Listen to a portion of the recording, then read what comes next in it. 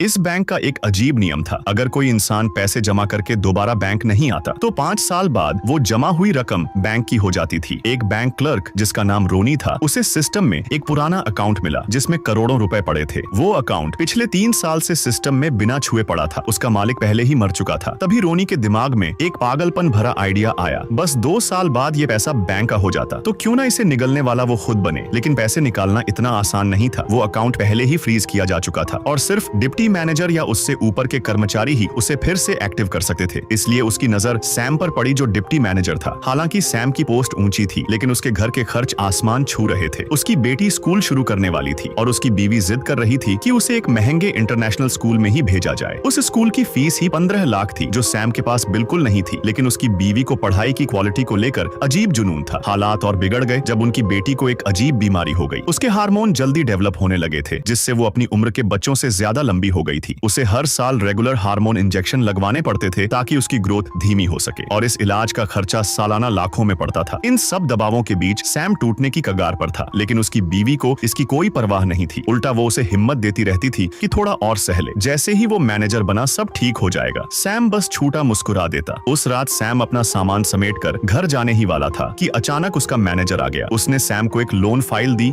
और कहा कि इसे जाने से पहले देख लेना। सैम मना करने की हिम्मत नहीं कर सका। तब मैनेजर ने अपने अकाउंट से लॉगिन किया और ऑफिस से चला गया। फिर उसने मोबाइल उठाया और अपनी बीवी को फोन कर कहा कि उसके बिना डिनर कर ले। जैसे ही सैम ने फोन रखा, रोनी भागता हुआ अंदर आया और सैम की मदद करने की पेशकश की। रोनी ने बातों ही बातों में माहौल बदल दिया और बोला कि सैम बहुत मेहनती है, हमेशा सबसे पहले आता है और सबसे बाद में जाता है। उसने अपनी जिंदगी के 10 साल बैंक को दे दिए, लेकिन बदले में कुछ नहीं पाया। जो मैनेजर की पोस्ट उसकी होनी चाहिए थी, वो किसी सिफारिश वाले को मिल गई। ये सुनकर सैम ने बस मजबूर होकर मुस्कुरा दिया। उसी वक्त रोनी ने मैनेजर के अकाउंट से एक फाइल खोली। बैंक के नए एआई सिस्टम ने सैम को अनक्वालिफाइड रेट किया था। सैम हैरान रह गया। उसे यकीन नहीं हुआ कि सालों की मेहनत के बाद अब उसे बेरहमी से बाहर किया जा रहा है। तभी रोनी ने सही मौका देकर उस पुराने अकाउंट की बात छेड़ दी। आगे की स्टोरी और भी ज्यादा इंटरेस्टिंग है। कमेंट करो, पार्ट 2 वीडियो मिल जाएगी।